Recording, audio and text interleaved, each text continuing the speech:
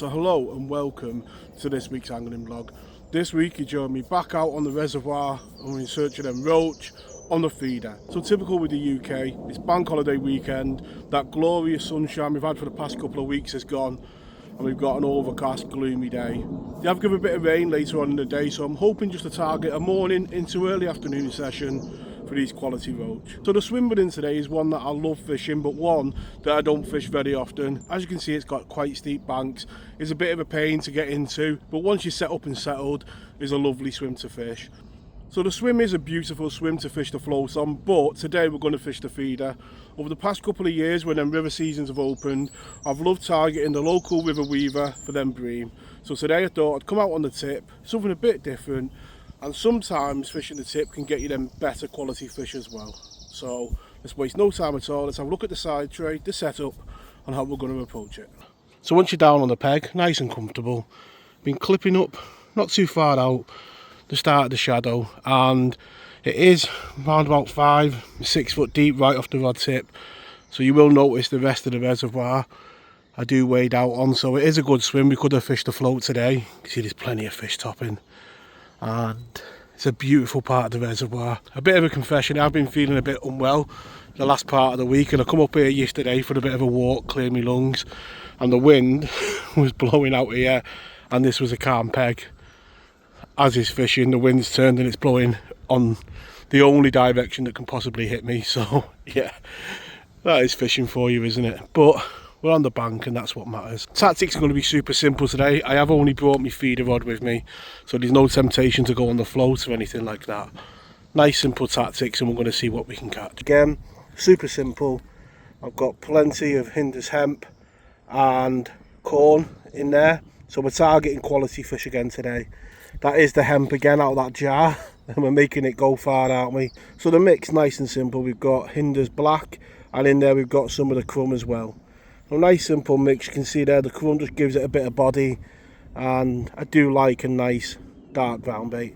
Might need a bit of water added into that, but bandaged together okay. It's just going to cap the feeder, and we want it to break up nice and quickly as well. So the rod that we're using today is my Cordon all-rounder quiver, and in there we've got the 1 ounce tip, so nice and sensitive tip. We've got a good solid reel with the Zelos, and on there we've got 8-pound line.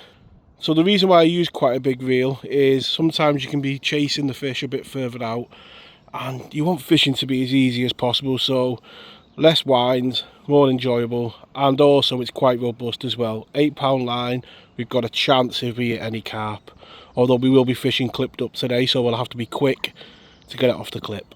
Down to the business end, we've got a feeder on a running loop, and you can see there we've got a float stop, and we can just change the size of the loop depending on bites. If we're missing a few bites, we can shorten it. If we want to let the bite develop, you can make it a bit longer. We've got a couple of loops to make a boom, and then we've got our hook link down to a size 10 hook, and it won't come into focus. So we're starting off with a 30 gram feeder, hex feeder. Want to get a bit of bait on the bottom, and then we can have a look at some of the smaller feeders that we've got with us today. So being really positive to begin with, a bit like on the float, I want to make a statement. I want to get a good bed of bait down there. We know there's a good head of roach in here and they can eat, so I'm going to start off making regular casts with that type of feeder, and you can see it carries a good amount of bait. So I've not gone too far out with my cast, like I say, just the edge of that shadow, clipped up, hit the clip, and then just sink your line. It's got a gentle bend in the rod, just lining up with that tree in front there, letting that feeder settle. You see there's quite a little bit of depth there. Gentle just bending the feeder in case we get any of them drop back bites, and it is a beautiful swim. Like I say, it is one that I love fishing the float on, but today I thought we'd just go on the feeder. You can see I'm not giving it too long, so I do want to get a better bait out there.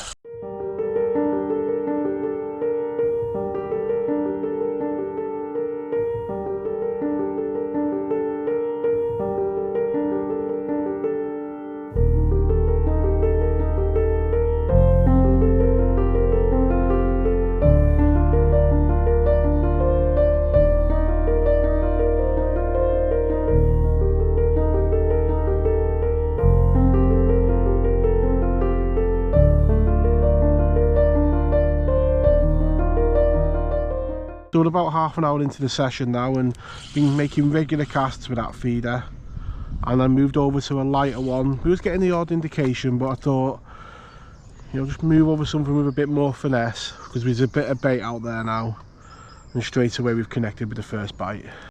The first fish of the session, you can see there, moved over to that smaller feeder and connected straight away. Sometimes you just got to move over to something a bit more finesse and get them bites. We know we've got plenty of bait out there now. We must have made 10-15 casts. Now it's time to start catching them. Beauty of clipping up, you don't have to worry about how hard you cast. You just got to hit the clip and concentrate on lining up with that tree each cast, so you know you're going in the same type of area. You can see there, moving over to that feeder, it's just a parcel of bait now, and it feels like before we were trying to get a lot of fish in, and now we're fishing for a bite at a time.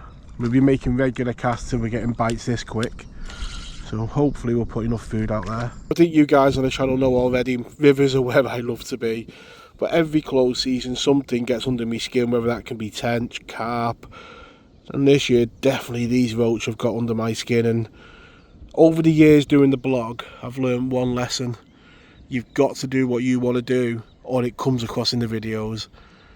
In the past, in years gone by, I've gone out there making what I think is what people want to see, but you've got to enjoy your fishing. There we go. There's the bite just as we're tightening up. You can see, quite frantic fishing, a bit like on the float, but we're nowhere near putting as much bait in. We're just hoping we get them quality fish moving. We have a really good day again. As you can see there, nice positive bite, and there is one or two more of these better quality fish now starting to arrive in the swim. Yeah, the average quality on the lake is really good at times, but you want it to stay up, and yeah, we are getting a good average stamp.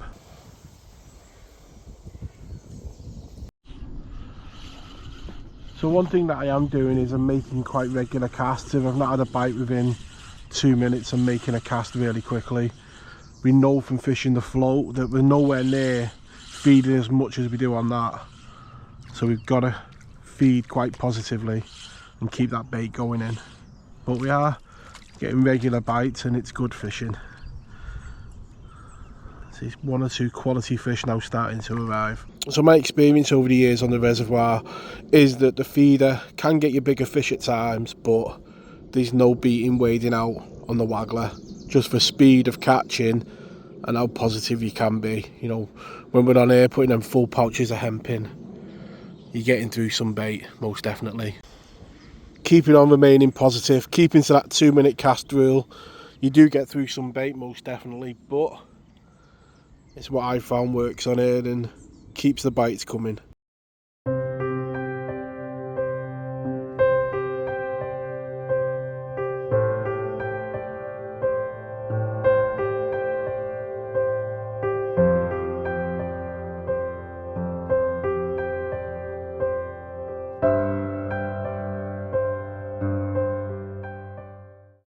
And by keeping on putting that bait in, so the swim builds and these quality fish move in, it's a beautiful way to catch them. It is also a lovely swim to float fish because it's got a good depth all the way out, and it's not a venue that I fish the whip on very much, so leave a comment down below if that's a video you'd like to see me come on here and do. You know, whether it's on the 5 metre or the 8 metre whip, leave it in the comments down below. And this is a beautiful place to wet a line, and how can you not enjoy it with roach like that? Beautiful fishing. There is one thing though that I always do forget when I come fishing the feeder, and that is me towel. Every time I keep saying to myself, bring the towel. But yeah, sign of a good session, and hopefully in the weeks to come that'll be bream slime on the river. And these conditions might be making filming bad with that wind, but it's not stopping these roach. Keeping on putting that bait in, remaining positive, That tip's going round. On a blustery day on the reservoir, a palm full of roach on the feeder.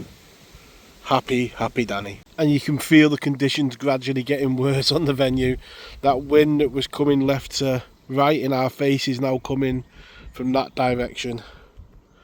But again, got the tactics right today. We're getting plenty of these quality roach now coming to the net. Don't know how long we'll get out of it, because if that rain comes it's going to be straight in my face. And we'll stick it as long as we can, but yeah, beautiful fishing. My thinking on here is you've got to be really positive. You know, a bite or not in 2 minutes, straight back out. Let's get back out there again. Normally on here, within that period, you should have had a bite. Bait back on the feeder and straight back out there. You've got to be constantly feeding that bait. There's a big head of roach in here, as we know, and you've just got to keep putting that bait in and ringing that dinner bell. Normally in that 2 minute window, either your bait's come off or it's not there, or you've missed a bite, or your presentation's not good. You know, there is that many fish in this venue and then roach, so I never give it longer than that, either on the waggler or the feeder. You can see there, apologies for the wind, but there's not a lot I can do. You can see there we've cast back in straight away, and what, within 30 seconds had a bite. Another quality roach. I'm just teasing that feeder back, working a treat, and we've hooked into the best roach of the day so far. I think it's a roach. No, it's a perch. I did think it was fighting back a bit, but yeah, again, just showing that movement of a bait and how fishing can surprise you, eh? I guess this fish is definitely eating the roach in here, looking at the size of its mouth. If we come on here for these guys, maybe a yellow lure might be the one, because twitching that sweet corn back definitely fooled him. And with a hint of drizzle in the air, these roach are still coming. I'm not going to give it too long today, obviously not feeling 100%, but it's always dead hard to leave, isn't it? But we'll stick it out as long as we can. So coming towards the end of the session now, I've just added a bit of line onto the clip and just fishing off the back of that feed now, picking up some quality roach, and that is a fin perfect roach to end on. Not always the biggest fish are the most beautiful. That is absolutely mint. So the session does come to an end there now, and as you can see in the final net, there's been plenty of quality in this short morning session on the bank. So we really have enjoyed that morning on the bank, on the feeder, getting plenty of bites. I'm really glad I didn't pick up that float rod today, because that wind really has got up at times. I really do hope you've enjoyed this week's vlog. If you have, please leave it a like and subscribe down below. And all that remains is me to wish you all tight lines in your own fishing, and I'll catch you all next week. Tight lines.